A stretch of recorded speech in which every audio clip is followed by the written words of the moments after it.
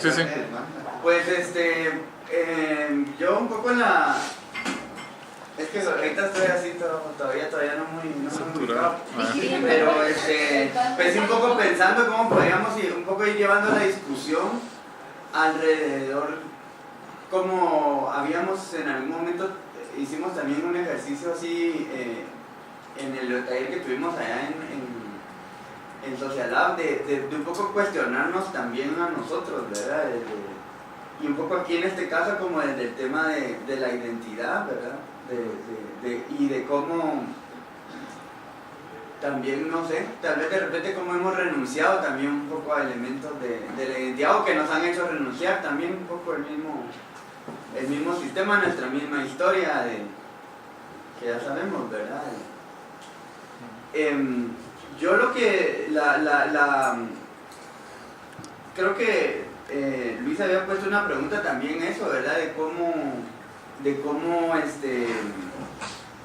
el arte también puede ser un elemento que genere identidad, y con qué es que nos identificamos nosotros, ¿verdad? Y pues ahí yo quería hacer unos comentarios, ¿verdad? Que a mí me gustó una vez una entrevista que le hicieron a una tanguera, Adriana Varela, no sé si la han oído, que decía que le gustaba, reivindicaba el tango como arte popular, arte que hablaba mucho de las historias, ¿verdad? Y decía que con la música encontraba complicidad con la gente, se identificaban, o sea, había complicidad, ¿verdad? Y en una historia como una historia como la de Guatemala, que ha polarizado tanto a la sociedad, siento que también estos elementos que nos identifican, o sea, la identidad en sí, todo su simbolismo, todas sus manifestaciones de la identidad, que está muy perdida, pero que está, digamos, o está muy difusa a veces, también es un elemento integrador. Y yo la semana pasada, por azares del destino, anduve caminando, o sea, volteando, andaba por la colonia Lourdes, ¿sabes? La colonia donde viven las familias de los militares. Y me llamó mucho la atención ver un rótulo que decía, había un comedor ahí adentro de la colonia, decía vendo caldo de pata, revolcado y chiles rellenos, ¿verdad? Y así como, o sea, algo que digamos a cualquier guatemalteco o guatemalteca creo yo que disfruta, o sea, se identifica como algo suyo, digamos, algo que es propio, digamos. Incluido, digamos, un grupo que incluso hasta me imagino lo mucho que les hay de identificar, porque me imagino, porque tengo la impresión de que o sea, en el ejército, en la institución armada, el nacionalismo es algo que se ha difundido mucho, ¿verdad? Pero digamos, hay elementos entonces que uno dice, bueno, sí, no son propios, ¿verdad? Al final, y son parte de nuestra identidad, nos identifican y son puntos como de encuentro, ¿verdad? El otro ejemplo que decía contar es que, digamos, y algo que pienso que forma parte también de mi identidad y mis manifestaciones culturales, es el grupo Rana y la FM de Zacapa, ¿va? Así, para mí son... Hoy los voy a ir a ver, por cierto, en el Parque de la Industria. Y yo, la verdad que cuando yo voy a un concierto, o sea, la última vez que estuve en un concierto en Rana y estábamos así en la mesa con la gente, nos poníamos a platicar de eso, ¿va? Así como, o sea, pues un poco lo que ahora a muchos jóvenes lo que los identifica, jóvenes y adultos también, va, es hablar del Real y del Barça, y uno se encuentra a la gente en la calle, y si tenés una playera del Barça se pone a platicar con vos, ¿verdad? Y todo eso, pero digamos, eso es un elemento, digamos, de afuera. Pero yo en el concierto del Rana me acuerdo que hablando así de que, mira que esta es la canción que hizo en no sé cuándo, y los locutores que están presentando, que son, este es del Quiché, yo lo conozco, y es un locutor de muchos años, y como hablando de esas cosas, ¿verdad? Con gente que no conocía, que quizás como, si nos pudiéramos hablar de política, pudiéramos tener como muchas diferencias, ¿verdad? Y entonces, como, digamos, que es como arte, el arte y la cultura popular, ¿verdad? Ahí nos encontramos todos, ¿verdad? Y todas, ¿verdad?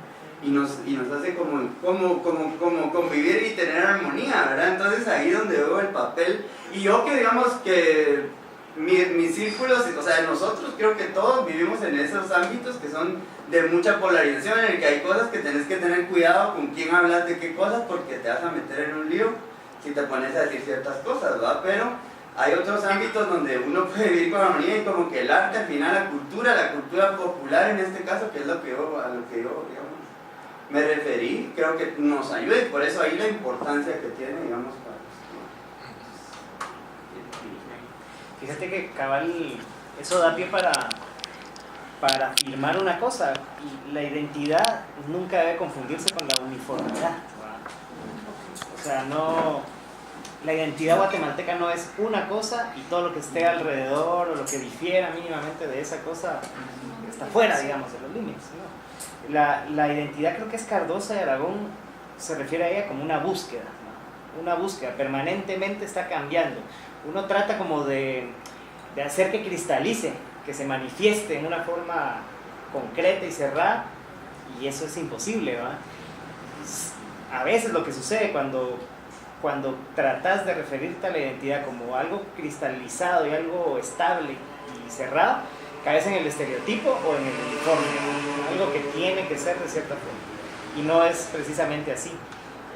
Por ejemplo, cómo convive en un mismo esquema identitario un género como la marimba orquesta, por ejemplo, con un referente así glorioso como Checha o como Fidel Funes, en el otro espectro, digamos que sería algo totalmente diferente, pero no lo es, una marcha fúnebre. En las dos expresiones culturales, aparentemente en las antípodas, una por aquí, otra por allá, está palpitando una misma cosa, ¿no? Ponerle, pensar en Joaquín Orellana, si nos quedamos en la música, ¿va?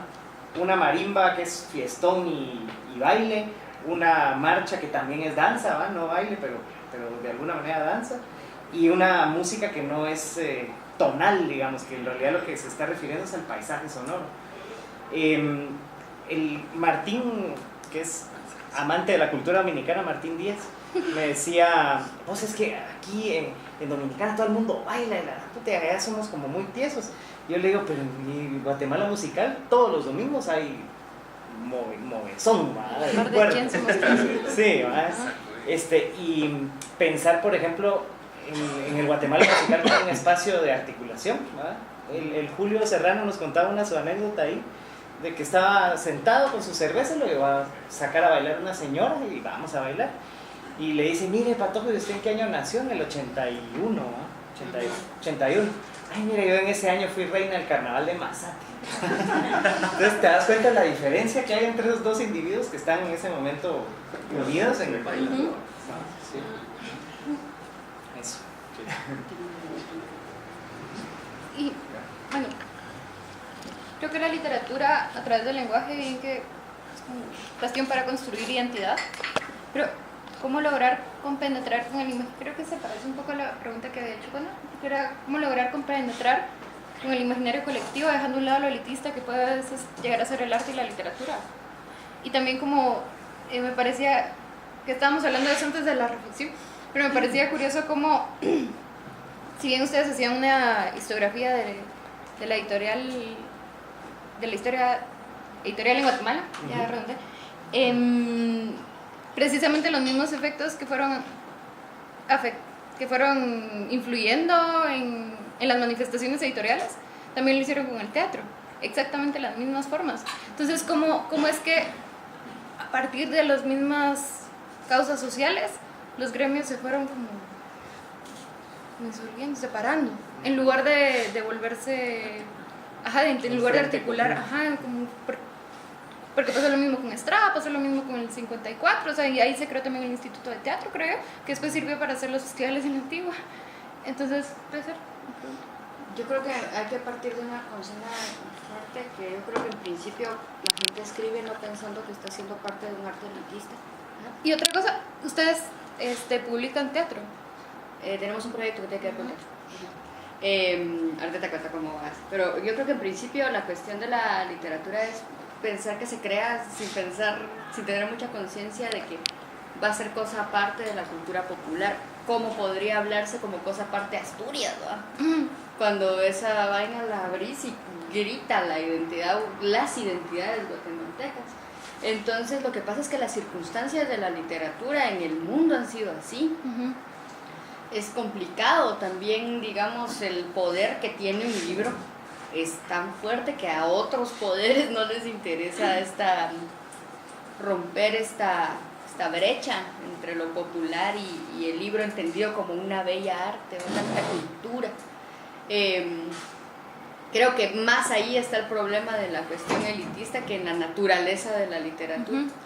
Porque sin duda alguna la creación literaria, hablemos de la guatemalteca, se vuelca a la esencia de su cultura, lo quiera o no, tenga conciencia o no de eso, ¿verdad? Entonces creo yo que es más bien el conducto que los une, donde empiezan a aparecer estas diferencias que no puede hacer Fidel Funes lo mismo que Miguel Ángel Asturias, ¿verdad? Sin embargo son lo mismo, ¿verdad? Porque se deben y pertenecen a la misma cultura, les está produciendo lo mismo que hacer un Pepián que no sé, que está basándose en conocimiento milenario de cómo preparar cierta comida, en la estética y la sensibilidad con la que ciertas palabras forman, por ejemplo, el tiempo principio en Xibalbá de León. La otra cuestión era lo del teatro, cómo se separan, digamos, o sea, naturalmente que cada arte tiene su causa, sin embargo sí que tienen que ver los conflictos fuertes y la forma en que fueron aniquilados, desaparecidos escritores, actores, bailarines, visuales, o sea, sí, ha sido uno tras otro trancazo que nos tiene, digamos, desarticulados. Nosotros justamente para caer a esto de la colección que tenemos que tiene que ver con teatro, tuvimos la fortuna de trabajar esto con el Centro Cultural de España y ha sido una experiencia maravillosa, sobre todo porque devela la capacidad que tenemos de hacer cosas juntos. Que lo que hicimos fue llevar a escena, somos muchos, que solo hacemos el libro, pero en realidad, o sea, a facilitar la obra poética de ciertos autores para que dramaturgos, actores trabajaran sobre eso y la llevaran a tablas, y digamos como nuestra forma de presentar esta colección es como los poemas salen de los libros, ¿no? Y ha sido maravilloso, o sea, el experimento ha sido maravilloso. Un poco también la cuestión de que nosotros todas nuestras portadas las hacemos con artistas visuales, ¿no? Entonces creo yo que por más separados y desarticulados que estemos, siempre hay ante todo un movimiento natural que regenera los tejidos, como cuando uno se raspa y le vuelven a hacer piel, ¿no? O sea, naturalmente los tiempos históricos son macros, ¿no? Pero yo creo que de un tiempo acá hemos tenido la fortuna de ser parte de nosotros en este sentido, seguramente en otras cosas que nosotros desconocemos, y seguramente no somos los primeros ni los últimos que lo vamos a hacer, ¿no? Entonces creo yo que solo es entender como los tiempos macros del asunto y tratar de provocar esos encuentros, que vaya, si no es sano, ¿verdad? Fíjate que un contexto como el guatemalteco creo que nos obliga a repensar prácticamente cada palabra que usamos, ¿verdad?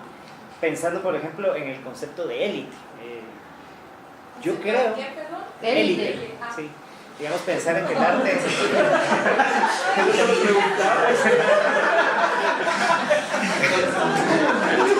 pensar en el arte o en la cultura en general como algo elitista en un contexto como el guatemalteco, donde la élite probablemente es de las más crasamente ignorantes de América Latina. Es cierto. Yo digo, no sé, hay gente de mucha plata que forra sus paredes de obra de artistas visuales guatemaltecos que no tiene la más mínima idea de lo que tiene ahí, y que para ellos básicamente es un objeto suntuario de exhibición, ¿verdad? Es caro y es bonito. Es caro y es bonito. En realidad la élite guatemalteca, la élite política, no digamos la élite económica, no lee, no se entera, ¿verdad? Y entonces habría que como redefinir, ¿verdad? Es cierto que el público del arte guatemalteco es de alguna manera restringido, pero creo que no corresponde a una cúpula que está, digamos, en la punta de la pirámide social, sino que es una cosa que atraviesa y que fluye por todos lados. Ajá. Entonces, una pregunta ahí sería cómo hacemos para garantizar o para permitir que cada vez más gente se acerque de esos distintos niveles que se está acercando a cualquier manifestación cultural para que más gente lo haga. Eso me lleva un poco a regresar a lo que hablábamos del consumo y de la contraparte, digamos, de la antítesis, que sería la gratuidad del arte. Pensar por ejemplo, en un espectáculo gratuito de teatro, que no implica únicamente pararse en la escena y ejecutar, sino implica no sé cuántos meses de preparación, de trabajo que está detrás. ¿Cómo hacemos para que una compañía de teatro, por ejemplo, pueda garantizar un espectáculo gratuito que, digamos, que atraiga a más gente? Pero tienen que vivirlo, ¿verdad? ¿Cómo hacemos para garantizar eso? Digamos que ahí el papel del Estado en otros contextos pues tiene que ver con subvencionar, lo que hablábamos con Sergio del cine, ¿no? Hacer cine independiente en realidad prácticamente en todo el mundo, no digamos en un contexto como el nuestro, es prácticamente imposible. Nunca con taquilla vas a lograr traer tu inversión y menos generar alguna ganancia, ¿verdad?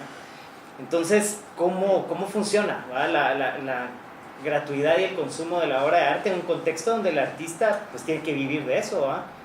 O desea vivir de eso? Yo creo que en este momento en Guatemala casi ningún artista está viviendo de su arte. Sobre todo, tal vez quienes más lo logran en cierta medida son los artistas visuales, que generan obra que de alguna manera vender un cuadro que se venda en 10,000 pesos pues te permite vivir un poco, pero no hay condiciones. En este momento, Francisco Morales Santos, del que hablábamos hace un poco, esposo de Isabel Ruiz, probablemente una de las artistas visuales también más potentes del país, está pasando momentos de crisis económica serios y está metido en el IX esperando una operación que pues, a ver si va a salir, ¿verdad? Que urge para ahorita y es dentro de 3 meses y así. Y pienso, es gente, los dos, que han dedicado su vida entera a generar justamente símbolos y a crear cosas y abrir espacios también, como la Galería Imaginaria en el caso de Isabel o Nuevo Signo, Editorial Cultura para Paco Morales,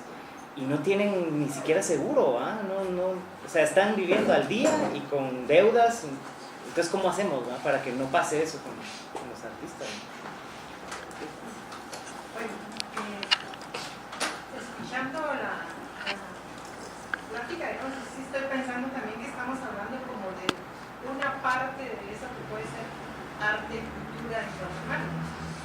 Y no necesariamente estamos viendo las otras expresiones de arte, digamos, que puede venir desde otros pueblos. Y sí me cuestiona también su cuestionamiento, que se ha hecho más críticamente a pensar si es posible hablar de el guatemalteco como una identidad. Guatemala es múltiple, tiene muchas culturas en una sociedad, entonces también eso, problematizarlo más, porque creo que nos estamos refiriendo más a arte y a cultura desde una visión ladina, citadina, de algún modo, ¿verdad? Y bueno, para no quedarnos solo con esto es lo que nosotros tenemos como más cerca. Es lo que somos también. Es lo que somos también, pero digo, Guatemala es mucho más que eso.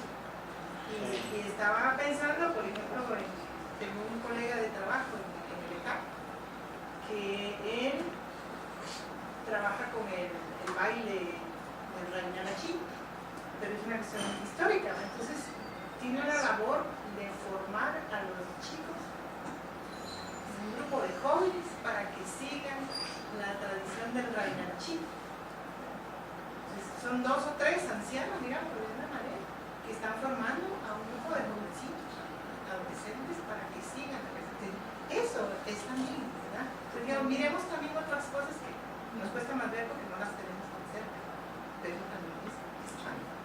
Fíjate que yo creo que algo que define en términos quizá no tan positivos la experiencia del mundo, dijeras, de un capitalino promedio, es que la noción de comunidad como que no existe, no es tangible, cosa que sí suele suceder en otros espacios. Probablemente el centro de la ciudad de Guatemala funciona como una comunidad de alguna manera cercana a las comunidades de todo el país, pero el imaginario del guatemalteco citadino promedio es asumirse como la centralidad, ¿verdad? Como la totalidad del conjunto. Yo creo que hay muchas dinámicas bien interesantes que están funcionando en este momento prácticamente en todo el país. En Sololá se hace un festival bien interesante para conocer iniciativas de ese tipo, de arte de pueblos originarios, es el concepto que usa. ¿Cómo es que se llama? Rukush. Un festival grande que funciona, creo, bajo proyectos de cooperación, y que de alguna manera visibiliza un poco esas iniciativas. Pero donde estamos jodidos es que no tenemos tampoco ventanas para acceder, por lo menos ventanas así accesibles para acceder a esas experiencias. No se nos ha contado de alguna manera cómo es que funcionan las cosas. Por eso también muchas de las formas en que cojean iniciativas desde aquí de Guate es decir, bueno, nosotros tenemos que inventar una forma para echarla a andar aquí y luego dirigirla, ¿no? Hacer ese proceso de crecimiento del centro hacia la periferia, cuando en realidad toda esa periferia, entre comillas, está funcionando articuladamente, y no tenemos formas de acceder probablemente a ese conocimiento, ¿no? Es un trabajo bien largo que tiene que ver con el contacto. El requisito previo, necesario y fundamental es contacto con la gente, ¿verdad? Que cuenten sus experiencias y a partir de ahí generar diálogo. Y también considerar la posibilidad de que, aún siendo un guatemalteco citadino y todo, sí hayan vínculos, como tanta gente que viene de otras partes del país, que tiene vínculo con su comunidad, ¿verdad? O sea, por ejemplo, yo no soy de la capital, y yo, por más que tenga 15 años de vivir acá, yo me siento capitalina y siento que tengo mi pertenencia y todo. Mi papá no es de Shela, él es de Quiché, es de un pueblo de Quiché, de Cuneo, y entonces él tampoco, aunque ha hecho su vida ahí, también tiene toda su bagaje cultural y su esencia, sus referencias de ahí, ¿va? Entonces también es un poco no dar por sentado que por estar en ciertos espacios físicos ya estamos cerrados a la posibilidad, porque yo sí creo que hay muchas vías de comunicación, solo con que cada pueblo tenga una feria patronal y en la feria patronal se haga el baile de la conquista y se haga el baile del venado, o sea, la gestión cultural que eso implica, el cargo de memoria, pensamiento, de resistencia que eso tiene, o sea, existe, está ahí y lo vemos, pues yo creo que con bastante regularidad. Entonces también como no de una vez como sentar la cuestión de que estamos totalmente aislados, porque también es un discurso que nos puede dañar, es como autoflagelar, ¿no? Sí. Por ejemplo, un espacio, un comentario chiquitito, un espacio que se dinamiza todos los fines de semana, llueva, trueno, relampaguee, es el Parque Jocotenango, ¿va? Donde pues, hay ventas de comida y llega una cantidad de gente a hablar, a sentarse ahí a hablar. Gente de la zona 6, gente de la zona 2, gente de la zona 5, de todos lados, que de alguna manera remite a esa convivencia comunitaria necesaria, ¿va? Que muchas veces la dinámica del mundo moderno y de la sociedad contemporánea de consumo, pues como que pareciera ahogar, pero hay espacios de resistencia, ¿verdad? de esas dinámicas. Digamos que a veces cuando nos quejamos, digamos, el panorama resulta como bastante desalentador y pues solo hace falta abrir un poco los ojos y investigar un poquito, porque sí que están pasando cosas en otros lados, como decían ustedes. Por ejemplo, a mí el trabajo que hace Guillermo Santillana, ¿verdad? Maravilloso, me parece genial.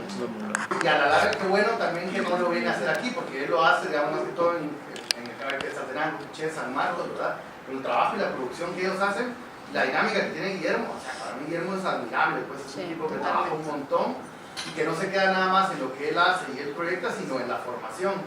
Y la formación desde el diálogo y desde la construcción desde dentro, pues, es decir, él va a dar un taller a un lugar y los mismos niños o jóvenes dicen qué quieren contar, él les da como las herramientas, ¿verdad? Y lo presentan ahí. Y eso es bien interesante, digamos, cuando uno ha tenido oportunidad de ver ahí como la dinámica esa, ojalá y eso lo pudiéramos replicar, ¿verdad? Que tiene que ver otra vez con la descentralización.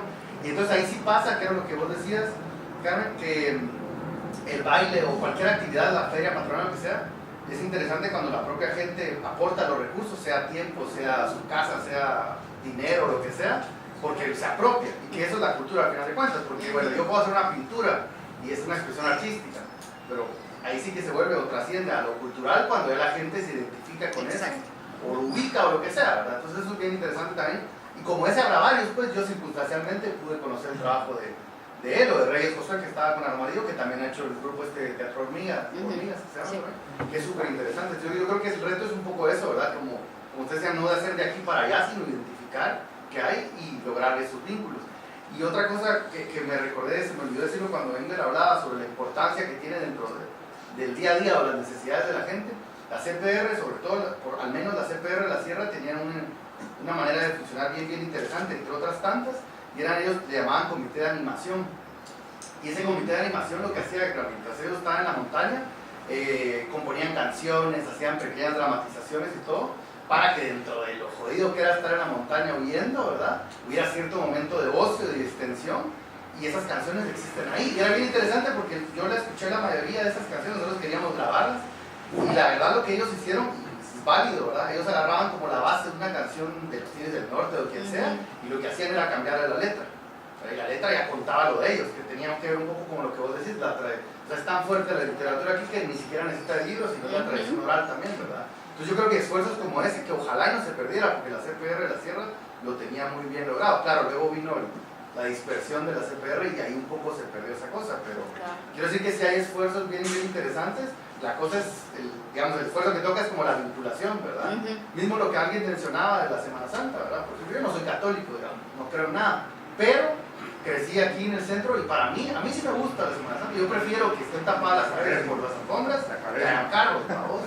Porque yo no tengo carro, yo ando caminando, yo prefiero poder caminar a las 11 de la noche, que la gente esté ahí haciendo la alfombra y los niños caminando, pero eso es como yo lo veo. Pero culturalmente yo crecí ahí, entonces una amiga que decía, es que ¿por qué se me digo? ¿Por qué te viniste a vivir acá? Así va a ser antes y después de que se va a vivir.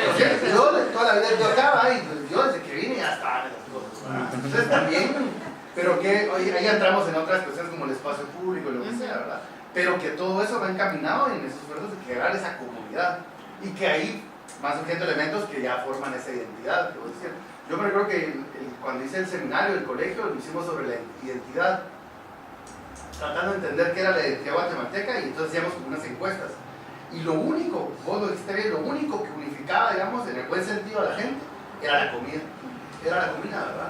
Claro, ya luego uno, si se quiere meter en eso, podría irlo vinculando y decir, bueno, para que ese tamal llegue a vos, ¿qué tiene que pasar, verdad? O sea, entonces, ya maestra, ese esfuerzo de vincular eso a algo más, ¿verdad? Puede ser interesante también, ¿verdad? Pero, por ejemplo, yo estaba en España hace poco y alguien me decía cómo es jodido, pero que cómo pues, la derecha y el fascismo triunfó en buena medida en España con apropiarse de la bandera, por ejemplo. Claro. A la hora que yo fui, por todos lados hay una cantidad de banderas puestas. Y yo decía, ¿por qué es eso? Y era por este asunto que tienen con Cataluña. Pero me decía, tristemente, yo me animaría a decirme que el 90% de la gente que tiene una bandera ahí es súper fascista, ¿verdad? Y entonces, claro, el que se cree, digamos, de izquierda o lo que sea, ya le rechaza la bandera, cuando no debería ser así, ¿verdad? Podría ser un elemento como está la bandera de Andalucía y la bandera, las que sean, ¿verdad? Pero tristemente sí, digamos, los fascistas, ¿verdad? La propaganda sí triunfó en esos lados, igual pasa en Guate, pues, a mí nunca me gustó la bandera ni los símbolos, pues, pero cada vez más, ¿verdad? A mí cada vez los rechazo. rellenas de significado también desde tu propia experiencia. Claro, el himno, por ejemplo, yo nunca lo canté, ni lo canto, ni me gusta. Pero es jodido, ¿verdad? Cuando esos cosas, por la ceiba, por ejemplo, no la rechazaría porque es otro elemento. Pero en la plaza, por ejemplo, fue lo que aglutinó. Ajá, exacto. Claro, pero qué jodido es que no tengamos otros elementos. No, pero le dimos otro. Sí, no, seguramente se resignifica.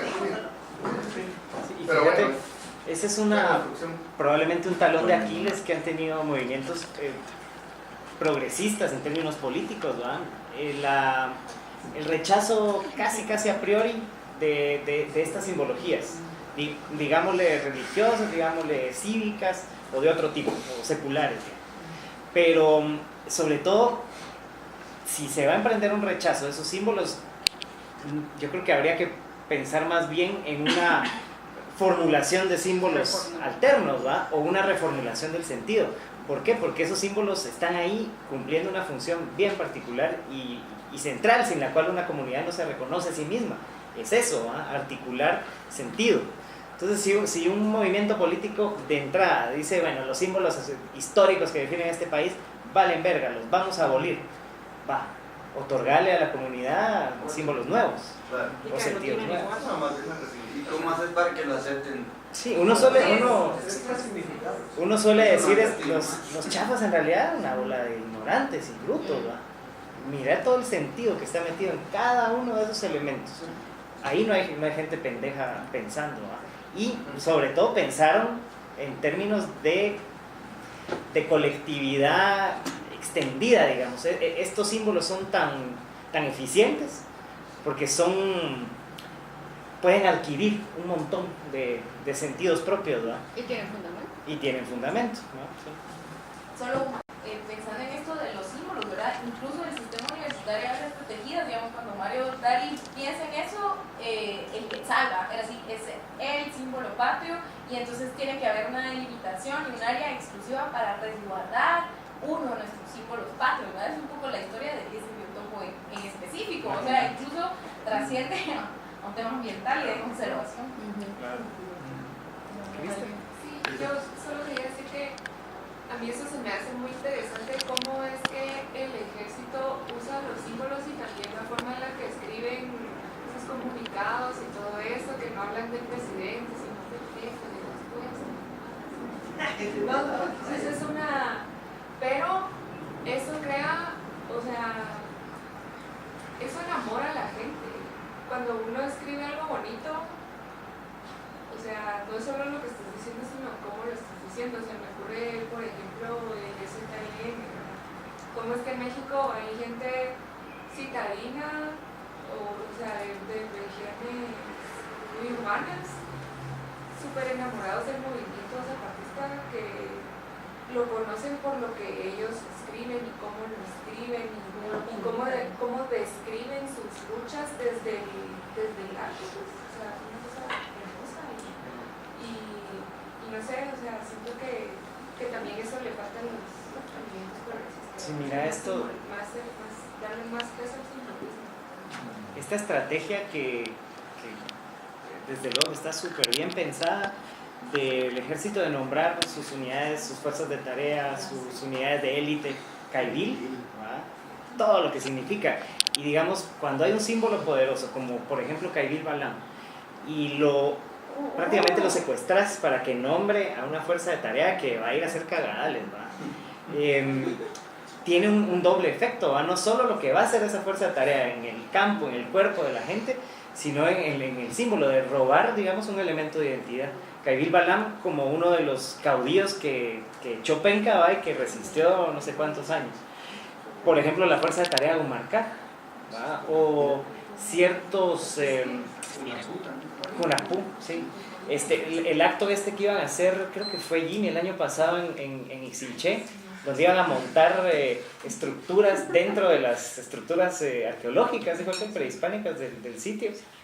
Esa mierda es violencia simbólica y también tiene todo que ver con este tipo de guerra sucia que nos jugaron, ¿no? El grado de violencia que significa que para nosotros decir Caibil sea dolor, o sea, incluso choca. El insulto de decir Caibil y lo que está atrás de ese nombre, o sea, justamente cómo secuestran eso, por ejemplo, el quetzal en la bandera y todo eso, uno dice, pues rompamos los símbolos, quememos la bandera, total, nada más nos amar aguas, ¿verdad? O sea, el quetzal en qué momento aparece, qué significa. El quetzal tiene el pechito rojo por las razones que sea, pero para nosotros simboliza la sangre con la que nace nuestro país.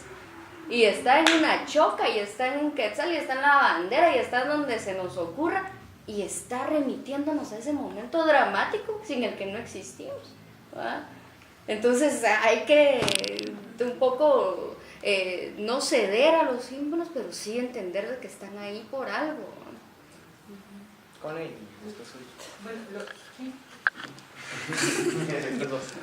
Pues no, sí, retomando el tema de, bueno, que de la identidad, yo creo que, digamos, cuando yo mencioné estos símbolos, ¿verdad? Que obviamente ahí, no sabía, yo igual pensé, no sé si decirlo como de mestizo, ¿verdad? Pero tampoco es solo, ni siquiera es para todos, y yo entiendo eso, ¿verdad? O sea, que es una doble fila si lo querés hacer, si lo querés separar o si lo querés juntar, ¿verdad? Porque no es ni de todos, pero tampoco querés verte tan distante de los otros, y de repente un indígena sí se identifica con algunos elementos de los que yo mencioné o no, ¿verdad? Pero digamos, sí es muy interesante lo que decía Luis, ¿verdad? De que si vamos a hablar de la cultura y de la identidad indígena, que cabalmente tiene que ver con lo que decía, ¿verdad? Que no, o sea, la resistencia indígena es cultural, para mí fundamentalmente es cultural, ha sido cultural, ¿verdad? El haber logrado rescatar o sea, toda su historia, su idioma, su vestimenta, todo, ¿verdad? Todo es una resistencia cultural y no es extraño que hoy tengamos que una de las principales resistencias que siguen hoy, ¿verdad? A todos los embates del sistema vengan de los pueblos indígenas. Y yo creo que la clave tiene que ver también con eso, que por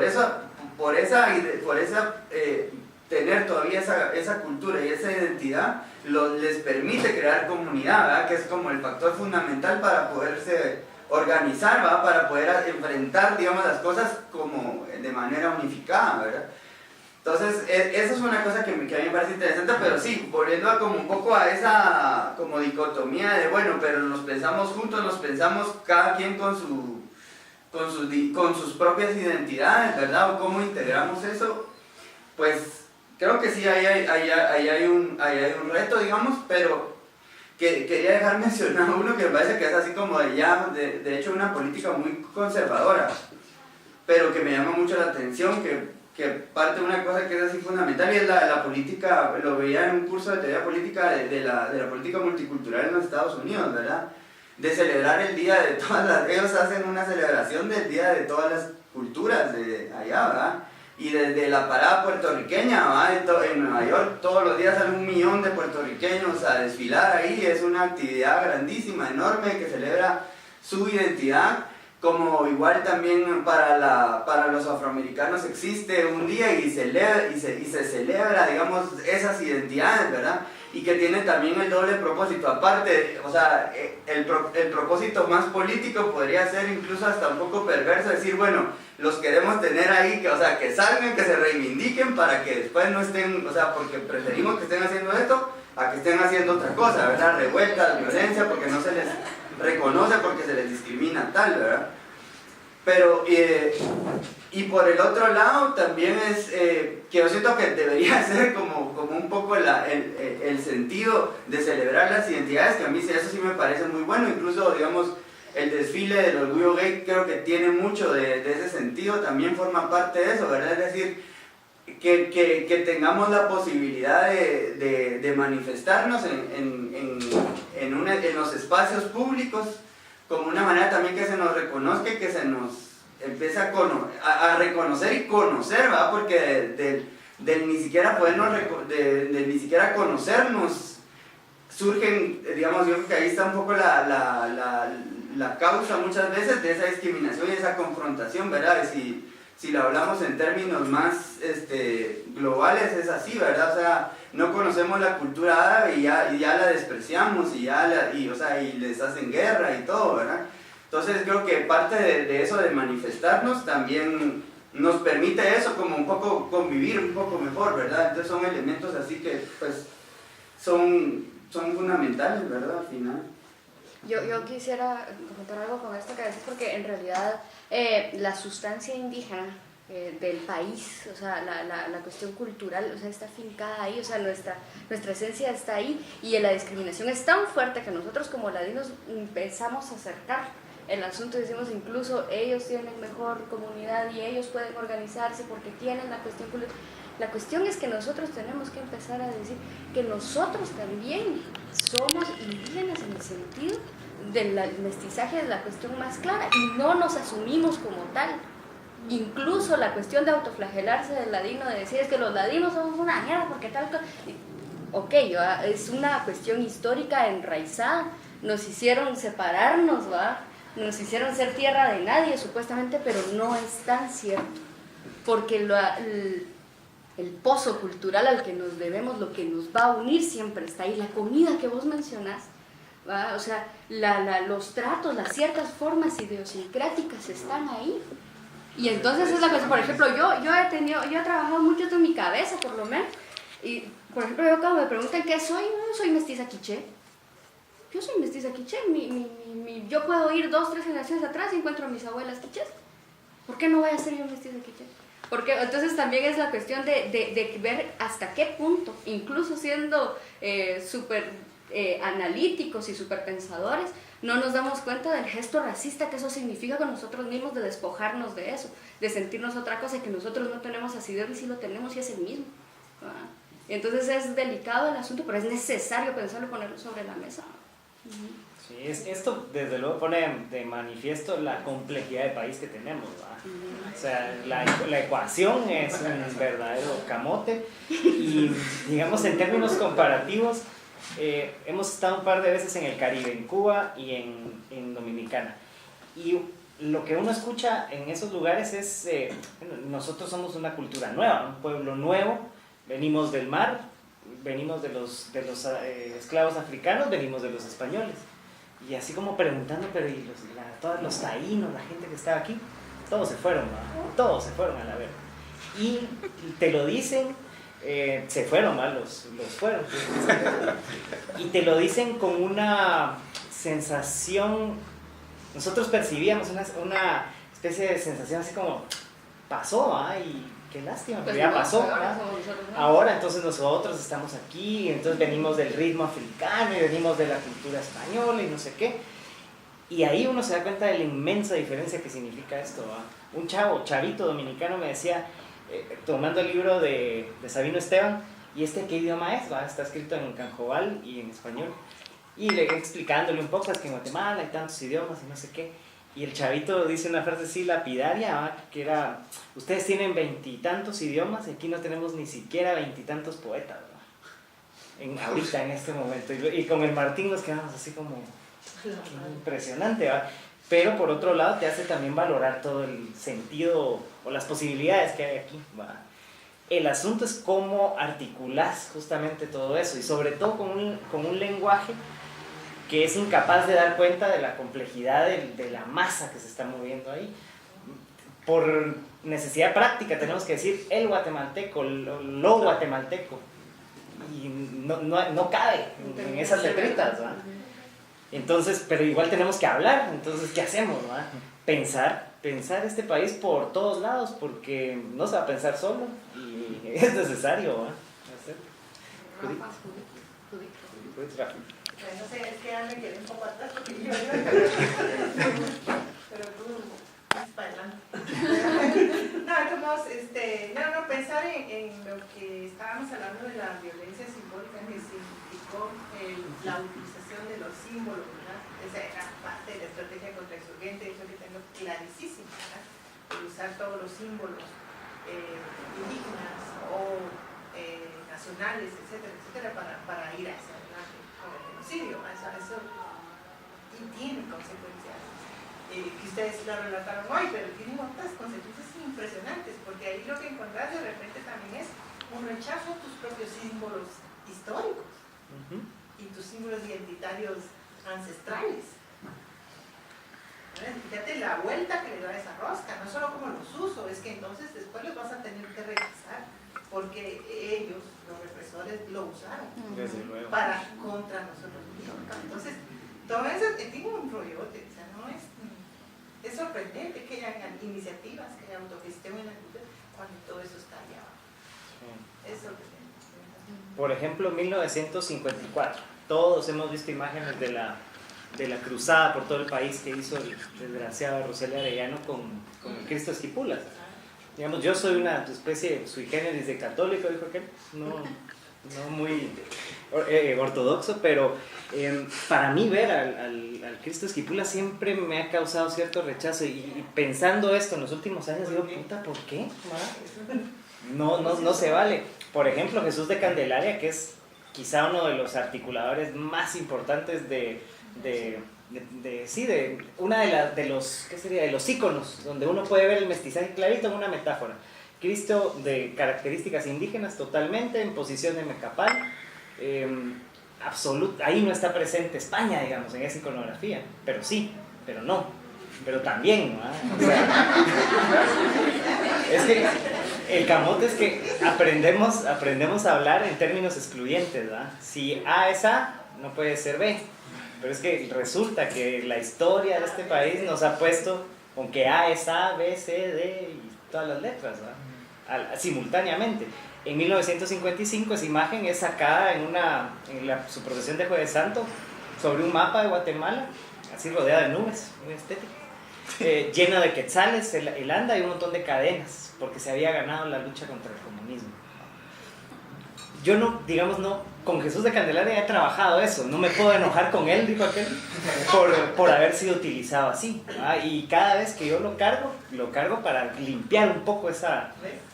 Y entonces, pero con el Cristo de la Esquipula no lo he podido hacer. ¿Por qué? Y así cada uno de nosotros tiene sus issues, y si multiplicamos eso por 15 millones de gentes, Una sopa, mejor apaguemos la luz. Un paréntesis ahí. Imagínate, pero que uno lo vio por las edades, pero lo que podría haber significado la bandera, exacto lo que están diciendo, que viniera el EGP, tomara la televisión y sacara la bandera del EGP puesta en un territorio. ¿Qué significó esa vaina? ¿Qué significó simbólica? O sea, quitar la bandera azul y blanco por la bandera. Yo no me entiendo, pero digo, estoy, ¿cómo se llama? Diciendo, pues esa vaina es fuertísima. Y miren ustedes los logos, digamos, los símbolos que identificaron a cada organización guerrillera.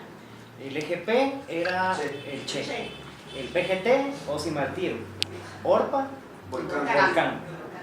Se dan cuenta también de cómo funciona un proceso de pensar símbolos desde acá, versus también cierta asimilación, no quisiera decir inconsciente, pero cierta asimilación de símbolos que se refieren a otra cosa.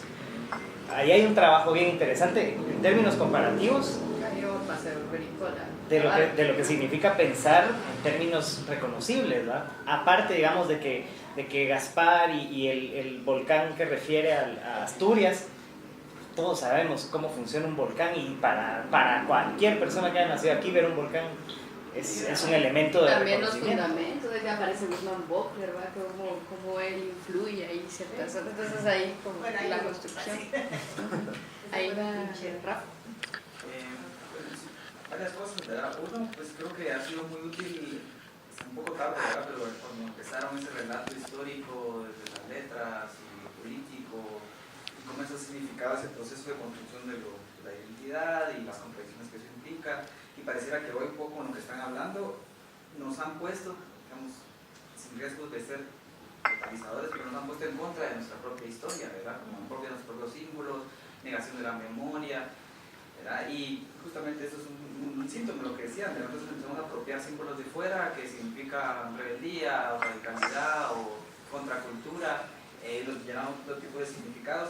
A lo que voy es de que, no sé si ustedes coinciden en que actualmente estamos en un proceso, entendiendo ese gran marco histórico, en un momento de transición, realmente es así, realmente estamos en el momento histórico de nuestra generación en términos políticos, institucionales, culturales también, y si es así, digamos, ¿cuál es el rol entonces de este proyecto político, cultural, artístico, digamos, frente a lo que se nos plantea como historia, ¿verdad?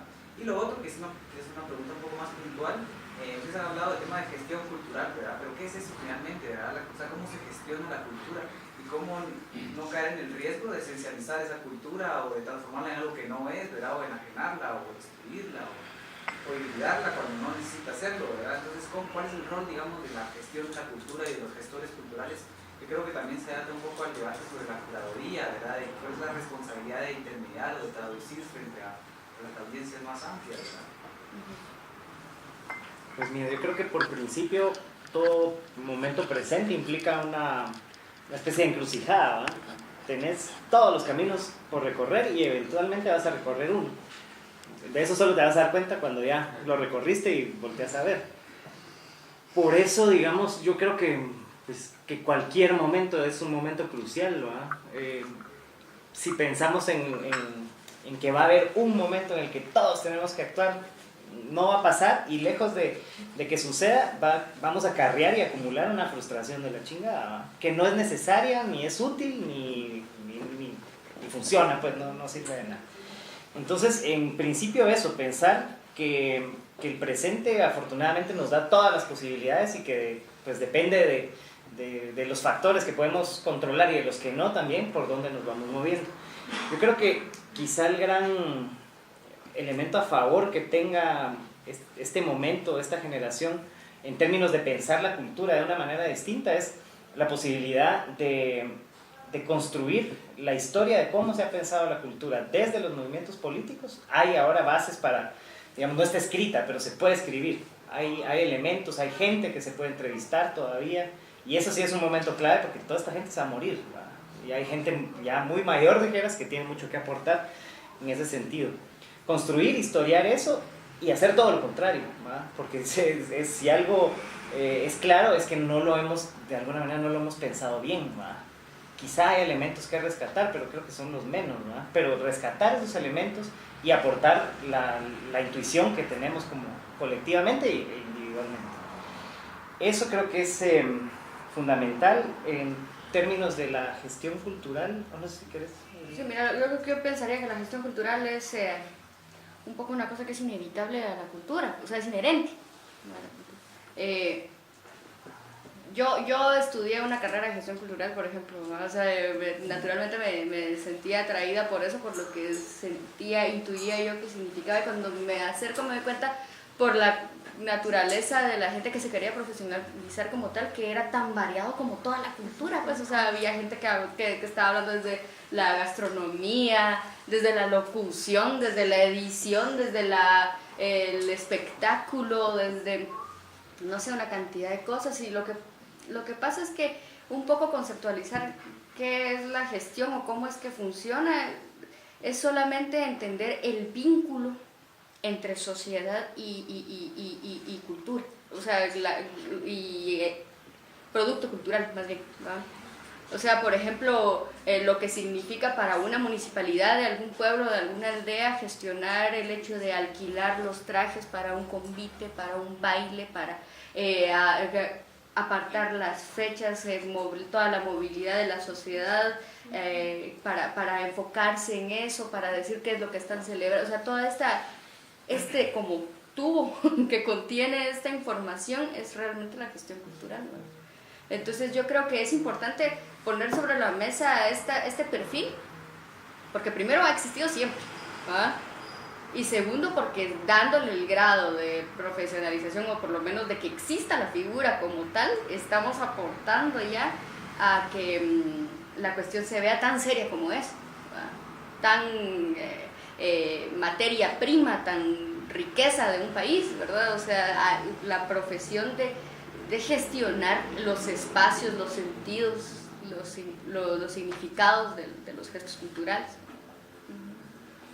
Sí, digamos, siempre la cultura es un tema como raro de tratar desde el ámbito académico, digamos, antropológico. Siempre se dan 20 definiciones, algunas coincidentes, algunas no, y casi que básicamente vamos a caer a qué es la cultura, es todo lo que hacemos, ¿verdad? Entonces, digamos, cómo gestionamos todo lo que hacemos. Yo creo que ahí sí las formas de gestión comunitaria locales, digamos, que hay en el país, tienen mucho que enseñar en el sentido de que no tienden a esta visión positivista de la especialización, ¿verdad? Como sí se tiende en otros ámbitos. Iba a decir tendemos y tienden, ¿verdad? Nosotros y vosotros. Pero, por ejemplo, ¿cómo funciona una fiesta patronal? Toda la comunidad, o una buena parte de la comunidad, se encarga de, en principio, la logística. Esa sería como la definición más básica de la gestión cultural, la logística de montar algo. Pero yo donde creo que está el meollo del asunto y lo más interesante es en el sentido de ese algo, ¿va? Cómo se pueden causar sentido. El ser humano es una máquina de producir sentido, básicamente. Todo lo que hace tiene sentido, lo que no hace también. Entonces, esa es probablemente la gran tarea que mucha gente asume sin saber y sin necesitar saber que es gestión cultural, ¿verdad? Como, por ejemplo, una cuestión tan contradictoria pero tan hermosa a la vez, un ejemplo concreto de una institución como la cofradía, que se implanta en todo el territorio colonial como un mecanismo de coerción y de encauzamiento y de control de la gente. Y cómo con el tiempo, y con un muy breve tiempo, en realidad se convierte también en un elemento y una institución reconfigurada totalmente para resistir, ¿verdad? Entonces, así funciona el ser humano, ¿va? Recibe estímulos, los reelabora y lanza una respuesta. Y probablemente ahí está también el sentido de la cultura y del arte, ¿va? Como al final de cuentas el arte es uno de esos productos, de esas cosas que emana del ser humano y que condensa un montón de cosas, ¿no? de elementos de la... Solo para complementar, yo creo que también la cultura en tiempos más recientes, hablando muy específicamente del contexto político extractivo, digamos, ¿verdad? La resistencia, por ejemplo, pareciera que ahí la cultura está también convirtiendo en un instrumento político, ¿verdad? O sea, reivindico mi identidad cultural porque sé que si la reivindico voy a tener un instrumento, un recurso para poder resistir y confrontar a esta fuerza global, ¿verdad? Que me requiere. Entonces también pareciera que la cultura hoy por hoy también se usa como instrumento, digamos, la reivindicación chinca en las resistencias de Santa Rosa, por ejemplo, ¿verdad? Y bueno, pero ustedes son chincas realmente, ya no lo hablan, no tienen parientes, pero hay una reivindicación, hay una instrumentalización de la cultura con un fin, digamos, político, de defensa del territorio. Entonces ahí también la cultura se transforma, ¿verdad? En una herramienta, y eso yo creo que también es interesante, pues, digamos, porque produce otros caminos, ¿verdad? Yo siento que es como que si te diera un suelo, ¿va? Un piso sobre el cual te posicionas y desde ahí es como funcionas con el resto de la gente, ¿va? Así están funcionando en términos de reivindicación identitaria, ¿va? Sí. Para mí los procesos de identidad con este país han sido muy complejos. El primer punto es histórico y filosófico, es haber tenido conciencia de mí mismo en el exilio, digamos, y haber crecido en el exilio y retornar a este país con una cultura conservadora, digamos. Si hubo una guerra, o es una guerra, sí, con diferentes niveles, a nivel cultural, ganó lo anticomunista, conservador, en muchos de los espacios, incluyendo el espacio donde yo fui a caer, digamos, en mi colegio de clase media alta. Entonces, yo teniendo un contexto histórico de vida, pues tenía más conciencia de las cosas, pero inmediatamente aprendí a callar mis opiniones. O sea, no era ni siquiera un proceso de debate o algo así, porque la magnitud del pensamiento era tal que aprendí a callarme, digamos, a guardar lo que pensaba políticamente, aunque siempre se notaba de alguna forma, ¿no? Por eso, los primeros años que yo me tuve que adaptar a este país tan violento, pues me suspendieron un par de veces y me volaron verga un par de veces y volé otro par, porque la única forma en donde uno podía estar en paz era marcando el espacio con fuerza. Entonces, la noción del país violento todavía más, ¿verdad? En esos momentos. Entonces, digamos, yo sí decidí, por ejemplo, ir perdiendo mi acento mexicano, porque era una de las cosas donde yo era más atacado, y porque yo sabía que era guatemalteco, y entonces era una cuestión en donde decidí perder eso, por ejemplo. Y creo que me esforcé muchísimo en la secundaria a hacer ese proceso, pero después me di cuenta que el país estaba hecho mierda, o sea, y la gente estaba hecha mierda, y no tenía por qué adaptarme a eso. O sea, digamos, no quería yo llamar la atención en ese proceso, y entonces, pero me di cuenta que había una cuestión ética ahí, en la forma del trato hacia los demás, en donde yo decidí que no tenía por qué adaptarme, y hasta la fecha nunca me he adaptado del todo, digamos. Pero es bien difícil también porque pues al crecer en el exilio uno crece sin familia y crece sin mucha de la simbología que identifica de dónde es uno. O sea, no, yo mi niñez la dejé atrás en los lugares o las amistades, y entonces pros y contras, ¿verdad? contras porque no tengo un sustento de dónde agarrarme más que de la historia del conflicto armado, ¿no? Porque el exilio viene de esa historia. Y el pro es que uno es más moldeable a la información, a asumir lo que a uno le resuena más que lo que viene de tradición, digamos.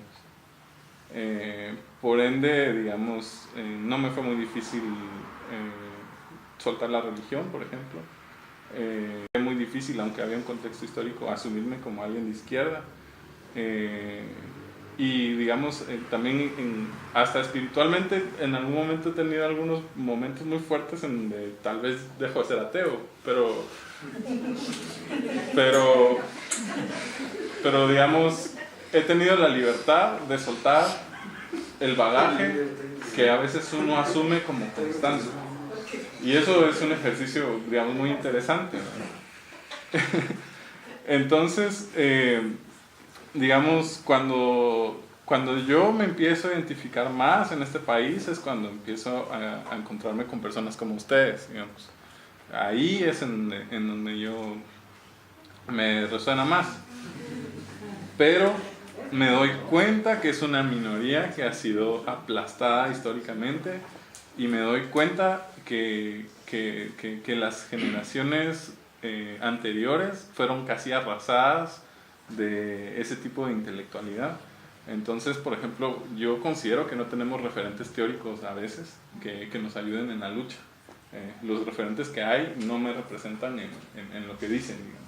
No tengo una narrativa que nos diga lo que tenemos que hacer es esto porque tal y tal cosa, porque no me suena. Las narrativas que están construyendo vienen de espacios de mucho dolor y resentimiento y de mucha paranoia. Entonces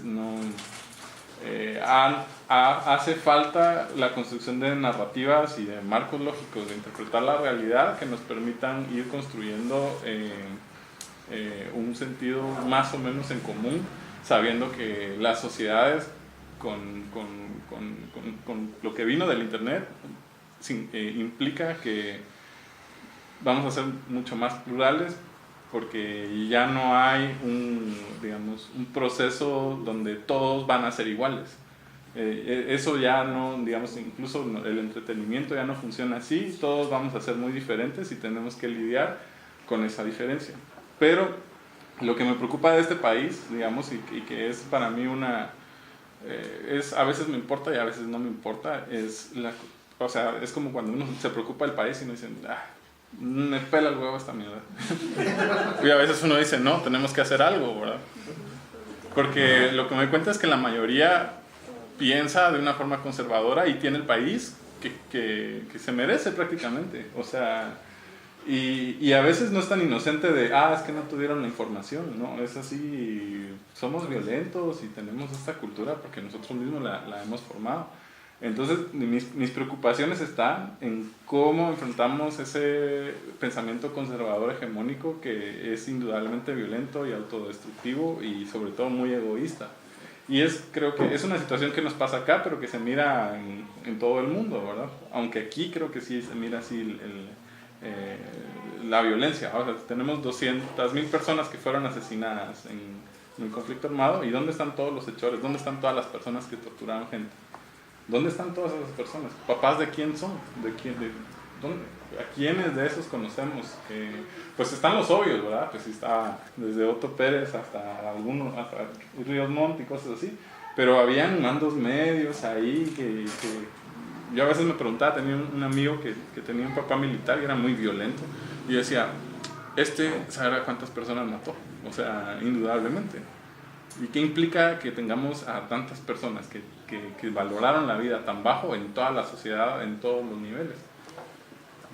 Entonces, mi preocupación es, digamos, en los viajes de conocimiento, digamos, cuando yo entré a Somos era la cuestión del Estado, ¿verdad? Era el Estado, hay que participar y porque no hay gente ahí, o sea, estaba pensando en los servidores públicos y tenemos que empezar a tomar decisiones ahí, pero me doy cuenta que que la sociedad está tan podrida que a veces digo, no es el Estado, es la sociedad, y la sociedad transformando culturalmente.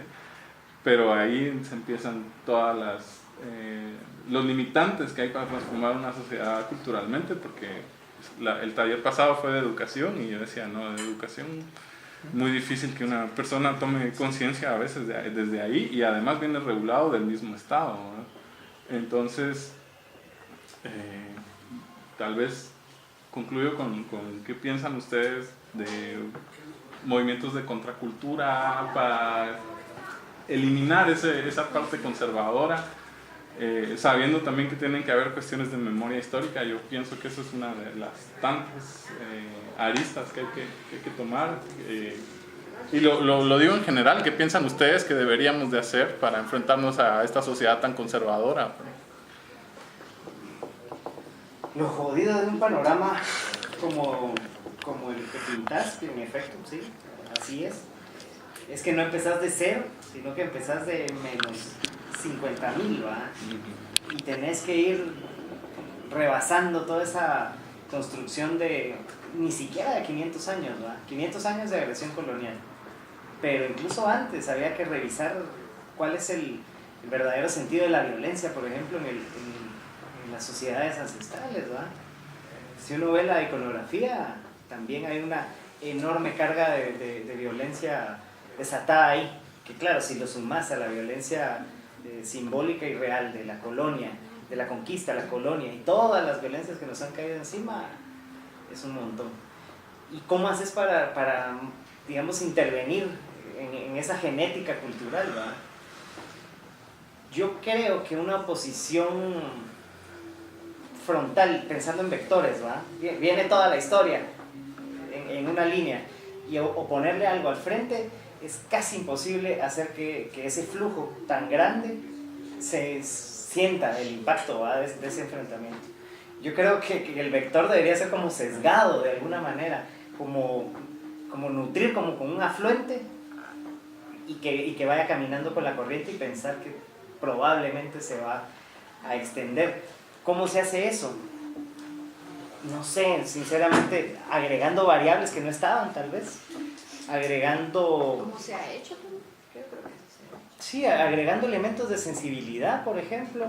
Agregando rituales de sanación prácticamente, ¿no? A todo nivel. A nivel simbólico hay que sanar, a nivel psicológico hay que sanar. Entonces, todas esas sanaciones que son necesarias, irlas aportando de a poco, tal vez van construyendo un cambio significativo. La violencia es una cuestión latente en el mundo, en el planeta, en la historia, ¿verdad? Entonces está siempre ahí, pues. Yo creo que, de hecho, el arte, una de las gracias que puede tener es que va adentro de ese flujo, en esa misma línea, pero, por ejemplo, usar esa violencia como memoria y no como herramienta, como arma más bien, la violencia como un cauce de autoexplicarnos, de contarnos nuestra historia. O sea, las mejores obras de arte que yo he visto en Guatemala están inundadas de violencia.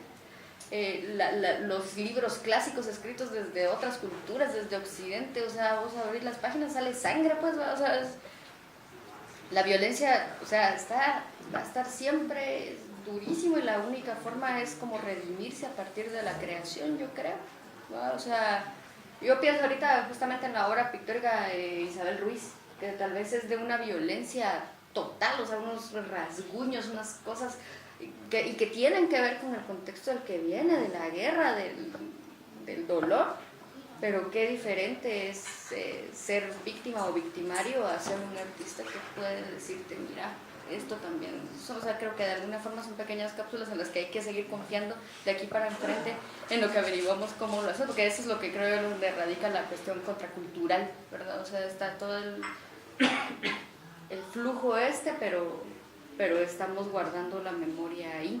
De alguna forma va a haber una ¿cómo se dice? No sé si es redención la palabra adecuada, pero una especie de sanación, ¿no? Raúl Zurita, según una última, Raúl Zurita es un poeta chileno. Acabamos de encontrar una entrevista de él, que el titular es categórico, dice: somos una raza de criminales condenados a construir el paraíso. Básicamente su hipótesis, digamos, se funda en que, en efecto, el arte nació con la humanidad nació con la violencia, y de alguna manera son hermanos, ¿verdad? Son como pájaros gemelos, ¿verdad? Una cosa así. Y la condena probablemente es el momento en el que se va a dejar de ser necesario, en que va a dejar de ser necesario el arte, es cuando la vida sea lo suficientemente bella, ¿verdad? Construir esa gran obra de arte que sea una sociedad que nos haga prescindir de estos pequeños escapes, ¿verdad? Que en realidad no son escapes, bueno, son válvulas, ¿verdad? Pero eso. No,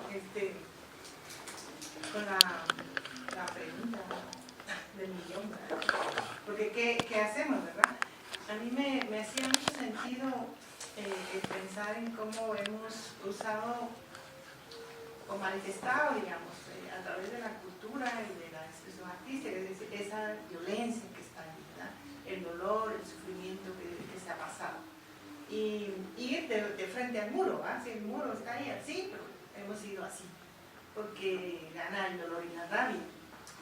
Pero me hacía sentido lo que decía Krista, o sea, ¿cuál es la narrativa, digamos, que ha pegado de los artistas? Es que van al contrario, reivindican la ternura, el amor, la colectividad, rescatan valores ancestrales también en ese sentido, es decir, quizá es algo que no estamos haciendo. Y yo encontraba eso, digamos, cuando ustedes se trabajó aquel manifiesto, ¿por qué estamos aquí, verdad? Que es una narrativa poética hermosísima, es que sí nos regresaba a eso, es lo que estamos buscando, ya no queremos violencia, la hemos vivido, la seguimos viviendo, busquemos por el otro lado, y yo creo que ahí está el arte, ¿cómo encontramos la ternura? ¿Cómo encontramos la afectividad, esas emociones que nos pueden encontrar como seres humanos, como humanidad? Y yo creo que eso es lo que han pegado los artistas. Ahí han pegado, ¿sí? ¿Por qué nos sentimos atraídos a los dibujitos? A mí me encantan todas las narrativas. Y es que tienen eso. Y rescatan, claro, una cuestión ancestral que tiene que ver con la narrativa indígena también. Eso está ahí, ¿no? Marcos logra rescatar eso y eso lo plasma con su propio idioma, pero realmente el sentido cultural es indígena. Entonces yo digo, busquémosle por el otro lado, ¿verdad? Porque tal vez ya no es con indignación y violencia, sino buscando lo que nos da esa unificación que tendría que ser más afectiva. No sé. Tal cual. Buscando, ¿verdad? Porque no hay recetas. Básicamente creo que ya estamos sobre el tiempo, entonces no sé si alguien quisiera preguntar algo al final y que ustedes quisieran cerrar con alguna reflexión. Si alguien quisiera preguntar algo antes de que ustedes cierren o decir algo. Rescatar el Estado para la cultura, ¿se puede o no se puede? Eso es pregunta. Voy a decir algo con respecto a esto. Voy a tratar de ser muy breve porque el tiempo es corto. Yo crecí aquí a 2 cuadras, acá ahí. Estudié en una escuela pública de acá, de la Segunda Avenida. En sexto primaria yo era patrullero escolar civil. Desde ahí viene la militarización. Pero ellos no nos enseñaron a castigar, nos enseñaron a respetar y a aprender, todos. Con el tiempo me rebelé, no me quise graduar y nunca me gradué. Empecé a escribir, terminé en el teatro, hoy ya he hecho teatro, cine, televisión. Con lo que decías hace rato, ¿por qué no se hacen obras de gratis? Porque yo vivo de eso. ¿Entendés? Todos quisieron. Y sí lo he hecho muchas veces. Pero por ejemplo, antes hablaron de por qué el arte de la capital no va al interior. Nosotros hacíamos al año alrededor de 20 o 30 funciones en el interior. Pero esto tenía un costo extra, porque es teatro escolar. A partir del año pasado, el Ministerio de Educación puso de que ya no se puede cobrar tanto por una hora en el interior. Entonces nosotros ya no podemos viajar. Hoy yo hago de 200 a 250 funciones por año. Y a mucha gente le tengo que decir, discúlpame, pero yo no trabajo de gratis. Ni en cine, ni en series. ¿Okay? A lo que voy es, para cambiar el sistema, hay que estar en el sistema. Después de 17 años, me dieron un grupo de niños. Y lo primero que les dije fue que la regla de oro era que el que me tratara de usted, lo sacaba de la clase. Porque necesitaba que confiaran en mí, que me expusieran sus puntos, que me dijeran lo que estaba bien y lo que estaba mal según su criterio. Chicos de 15 años los más grandes y de 9 años los más pequeños. Y todos muy correctamente me dijeron, mira, eso está bien, esto lo veo mal. Así. Lo que les quiero decir es de que si yo me hubiera ido a poner enfrente de la academia a gritar que lo que ellos enseñan ahí no es teatro, llaman al de seguridad y me sacan. Yo en 6 semanas les dejé a ellos la espina de que tenían que cantar, tenían que bailar y tenían que actuar. Tenían que leer, tenían que desayunar, almorzar y cenar teatro. Y eso hicieron. Entonces, el peor error que podemos cometer es creer que vamos a lograr un cambio de un día para otro. O que con un símbolo vamos a contrarrestar el contrario. No se puede, es imposible eso. ¿Se lo digo yo? O sea, yo en camerinos de teatro me he peleado con productores, con directores, porque no respetan los derechos de los actores. O sea, desde el simple hecho que un día llegan y dicen, miren, hoy no vino tanta gente y les vamos a pagar la mitad. Perfecto. Mañana cuando se atasque el teatro me pagas el doble. Ah, no, es que no se puede. Ah, entonces no te puedo cobrar menos hoy. Tan así que cuando murió Efraín Ríos Montt y cuando murió Arzú, lo primero que me mandaron fueron imágenes de él diciéndome que ya no tenía con quién pelear. Entonces, desde ahí vamos a partir. O sea, mantenernos en lo que somos, en lo que siempre hemos sido, y cómo lo vamos a trasladar a donde lleguemos. Porque es mentira, o sea, yo no puedo venir a decir hoy de que mañana vamos a tomar el Ministerio de Cultura y esto va a cambiar. Eso no existe, nunca. Son más de 200 años de estar viendo símbolos, y para cambiar esos 200 años, estamos hablando de 250. Porque nosotros vamos a preparar a los que van a crecer dentro de 20 años. Y así nos vamos a ir, es lo que les digo de estos chicos. O sea, güeros de 15 años que hoy ya tienen otro concepto del teatro, porque lo que les estaban enseñando no tenía nada que ver con teatro. Pero hoy ya todos ellos tienen un concepto diferente. Pero me tomó 17 años a mí aprender lo que les voy a dejar. Entonces, ese es el mayor reto que todos tenemos que tener. Aceptar que esto no cambia de un día para otro. Y que simplemente la lucha es perenne y es larga. Sí, totalmente. ¿Eli? No.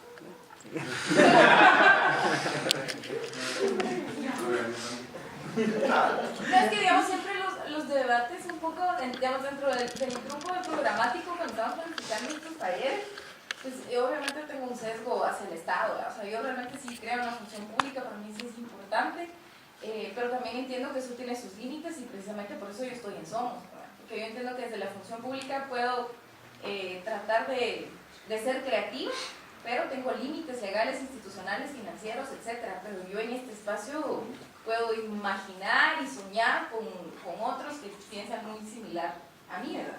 Entonces, siempre estamos como en el debate eso, ¿verdad? Si es desde el Estado o si es desde la autogestión o realmente una no excluye a la otra. Y pues yo sí veo la importancia de la recuperación del Estado, ¿verdad? Pero también de la autogestión y del hacer de sociedad civil. Y esa es mi militancia en este espacio. Entonces,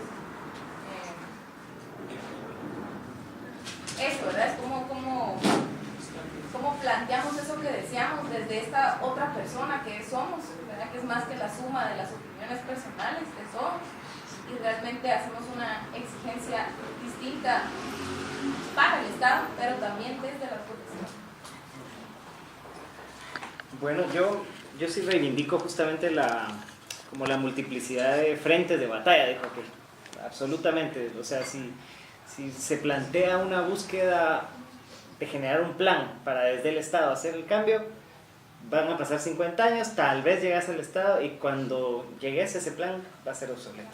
Entonces, mientras tanto, si se quiere pensar en eso como un horizonte, perfecto, pero mientras tanto hay que ver todas las demás posibilidades que hay a la par. Que son posibilidades que no dejan de existir, que están ahí desde lo comunitario, desde el trabajo social de un montón de organizaciones, de comunidades, desde el arte, por supuesto. Idealmente uno piensa así en un estado para la cultura, no sé, la cultura va a estar ahí, va a seguir existiendo, creando sus símbolos, llenándonos de significados, guardando nuestra memoria, nuestro pensamiento, nuestra resistencia, tal. Esté listo el Estado, se construye un Estado para eso o no, ¿verdad? Entonces yo sí creo que hay que seguir de frente con eso, porque va a pasar, o sea, es inevitable, así ha sido y así va a ser, o sea, no hay para dónde, porque entre otras cosas esta resistencia cultural de creación de símbolos constantes se ha convertido en nuestra identidad. Entonces, pues ya está. Como guatemaltecos vamos a seguir haciéndolo. O sea, Sí, yo lo último que agregaría sería pues, que cualquier iniciativa, ya sea colectiva o personal, ¿va? Surja que sea de verdad, en el sentido de que la intuición que la genere sea honesta, ¿va? Y en base a eso tener un acercamiento que trascienda la retórica, porque muchas veces iniciativas de esta naturaleza que tienden a acercarse, digamos, a lenguajes que están funcionando por su lado, como los lenguajes artísticos funcionan, si no surge de esa necesidad verdadera, se empantanan en la retórica y no queremos que eso pase, ¿va? Porque ya demasiada retórica hemos tenido como para mantenernos en eso.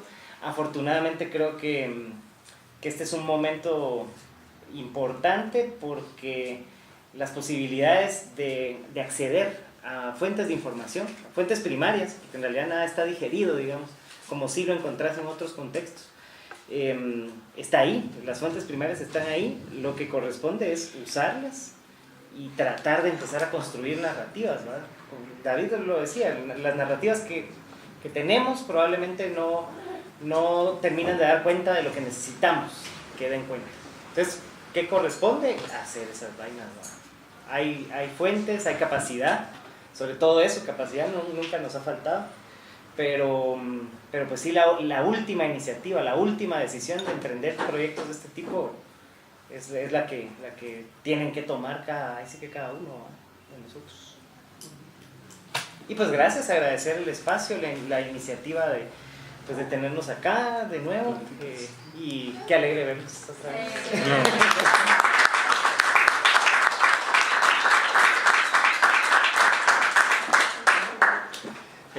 El ritual final de los talleres muchas gracias, mucha buena onda por estar aquí, por acompañarnos, por hablarnos nuevamente, por escucharnos también, a todos por venir. Estos continúan, vamos a continuar con sus talleres seguramente, con estas conversaciones, como ya vimos son inagotables y parecen no tener fin, ¿no? Pero hay que seguir teniéndolos. Yo que venía preocupado porque dije, de plano tipo 11 ya vamos. Bueno, las preguntas están para... Gracias mucho. Sí, yo solo quisiera agradecer también en nombre de que hemos estado metidos en la organización, ¿verdad? Para nosotros tiene un tremendo simbolismo que ustedes estén aquí, ¿verdad? Para nosotros, los que entramos en el momento en que ustedes estaban desconvenciéndose y yéndose, fue duro también, ¿verdad? Porque creo que ustedes son referentes de liderazgo, para mí sí son referentes de esas narrativas, esas teorías nuevas, y eso es importante. Y también tomen esto, lo digo con sus propias palabras, como un ritual de sanación de las relaciones de Somos, ¿verdad? Porque estamos justamente en un proceso científico, como Somos, que ha sido también una historia como del país, el mundo golpeada. Creo que estamos en una fase de recreación del espíritu, ¿verdad? Del movimiento, y que ustedes estén aquí significa un montón, ¿verdad? En ese proceso de sanar. No, se nota, se respira. Sí, claro.